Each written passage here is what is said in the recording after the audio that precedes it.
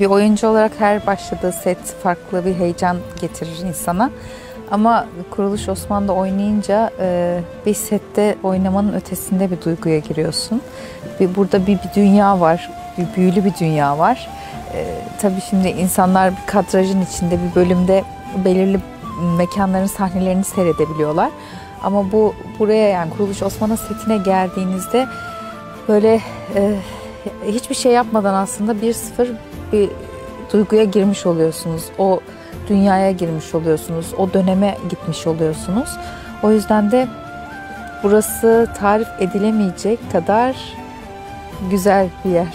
Selcan benim için çok önemli. Bağ kurmanın dışında benim için böyle en değerlim dediğim, oynadığım, canlandırdığım, bugüne kadar hayatımda oynadığım roller arasında en değerlim dediklerimin arasında. O yüzden de onunla kurduğum bağ çok güçlü. Ama bu bağ onun gibiyim, ona benzer yönlerim var anlamında bir bağ değil. Onu sahiplenme anlamında bir bağ. Yani Selcan'ın her hareketi, her diyaloğu ve bence bu zaten bir ekip işi. Bir süreden sonra şöyle oluyor yani senaryo da geldiği zaman diyaloglar da Selcan'ın diyalogları oluyor. Onlarla ben bütünleşmiş haldeyim. İlk başlarda bu rolü çıkarana kadar çok detaylı çalışıyordum. Ama şimdi artık öyle bir şey oldu ki yani sanki Selcan zaten hani orada diyaloğu okumasam sanki yazılanı söyleyecekmiş Selcan gibi. Yani o kadar özdeşleşti, o kadar dizinin yani Kuruluş Osman içinde şimdi tabii daha böyle bir ana olarak Selcan Hatun bir yer edindi. O yüzden de bu kurduğumuz bağ böyle tarif edilemez, çok güçlü. Ne olursa olsun zedelenemeyecek bir bağ rol anlamında. Selcan Hatun'u oynamak zor. Zor bir rol Selcan. Yani Selcan'ı bugün de çalışmadan gideyim sete diyebileceğiniz bir rol değil Selcan. Bugün de işte ezberimi yaparım, orada da oynarım. Öyle bir rol değil. Selcan hep üzerinde çok çalışılması, düşünülmesi gereken ve böyle hazır, tetikte beklenmesi gereken. Biri bana şu an Selcan'la ilgili herhangi bir şey söylese direkt cevap verebilirim. Hiçbir şüphem olmaz o cevabı verirken. Ha Didem'e verdikleri cevabı, Didem için vereceğim cevap, ha Selcan için vereceğim cevap aynı olur. Kurduğum bağ dışında beni çok etkileyen sahneler de var. Daha doğrusu baktığım zaman şöyle geçmişe dönüp baktığım zaman Selcan'ın her sahnesi beni çok etkiliyor. Mesela şöyle bakarsak eğer, şimdi Osman büyüdü ve artık Selcan Hatun bir ana olarak yani Hayme Ana'nın yerine geçti Osman için aslında. Ertuğrul için Hayme Ana neyse Osman için de Selcan o oldu. Şu anda onunla kurduğum bağ beni çok etkiliyor. Sahne olarak spesifik şu sahne diyemiyorum. Çünkü her sahne öyle. Ama hani bu rol için bana bir yaşlandırma makyajı yapılıyor. Uzun böyle makyözümüz detaylı bir çalışma içine giriyor. Çünkü normal yaşımdan çok daha üst bir yaş oynuyorum. Bu bile beni açıkçası heyecanlandırıyor ve etkiliyor. O yüzden de oynadığım her sahne, her diyalog bile benim için böyle gece yatarken böyle aklıma gelip bunu böyle söylesem, şöyle söylesem deyip heyecan uyandıracak kadar önemli bir sahne oluyor. Kuruluş Osman'da oynarken en önemli avantajımız her sezon yeniden eğitim alıyor olmamız her konuda. O yüzden de ne kadar rolüm hani yaşım daha ileriki bir yaşta oynasam da bu sezonda da yine Selcan'ın küçük aksiyonlara girdiği sahneler oluyor. Olacak da ufak böyle bir spoiler vermiş olalım. O yüzden de ne yapıyoruz? Bir gün önceden o koreografiyi çalışıyoruz.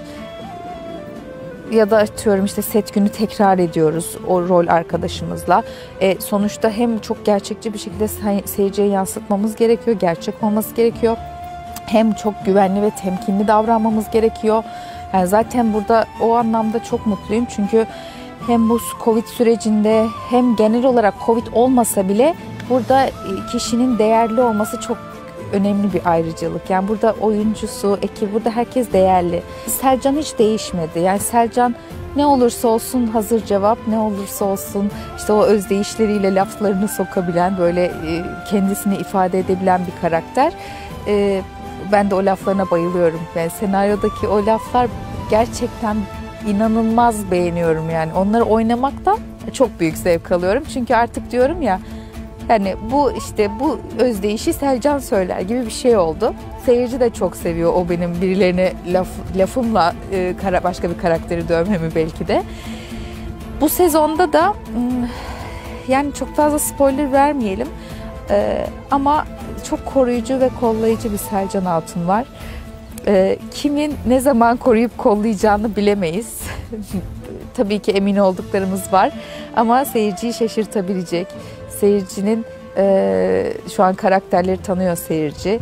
Kimin iyi, kimin kötü olduğunu da henüz bilmiyor da olabiliriz.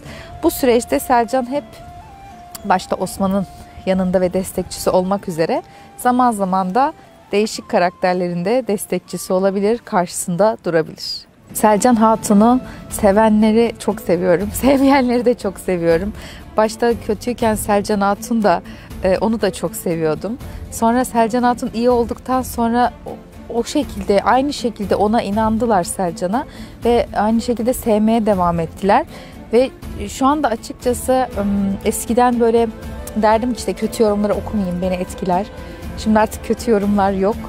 Yani şu anda sosyal medyaya girip yorumları okumak beni mutlu eden bir şey oluyor. Çünkü o kadar bağlı, o kadar sevgi dolular ki hem Türkiye'de hem yurt dışında.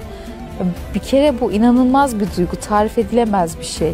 Yani insanın böyle at gözlüklerini atıp dünyayı daha geniş görmesi gibi bir his veriyor insana. Bu yani Kuruluş Osman'da bunu sağladığı için diriliş ve kuruluş. Gerçekten hem teşekkür ediyorum hem de çok mutluyum. İzleyicilerimize şunu söylemek istiyorum. Bir kere teşekkür ediyoruz bu kadar sadık bir seyirci olduğunuz için. Onun dışında da yani size layık olmak için emin olun burada çok ama çok büyük bir ekip, çok güzel bir çaba içinde ve önümüzdeki bölümlerde de sizi heyecanlandıracak ve şaşırtacak şeyler olacak. O yüzden bizi izlemeye devam edin.